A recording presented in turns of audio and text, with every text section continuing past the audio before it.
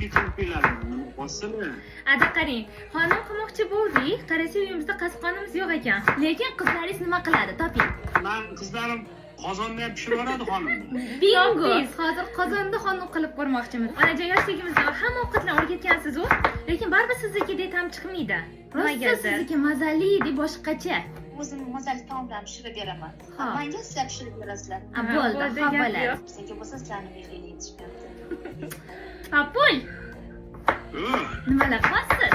Ular bilan gaplashib yotibman. Ovqatlandingizmi? Endi Bizni ovqatimiz kutyaptilar, adam, to'g'rimi?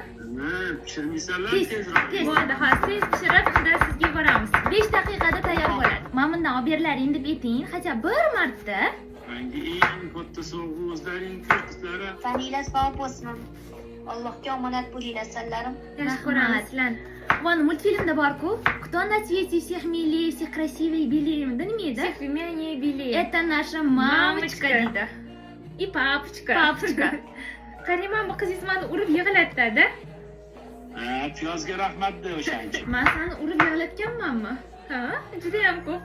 Syurpriz qilib, xudo xohlasa bir kirib boramiz. Bilmay qolasizlar o'zingizlar ham. Oz qoldi. Syurprizlar tez kunlarda bo'lsin bo'lmasa. Amin, amin, amin. Amin. Amin. Muborak oilada amin desa tez bo'ladi.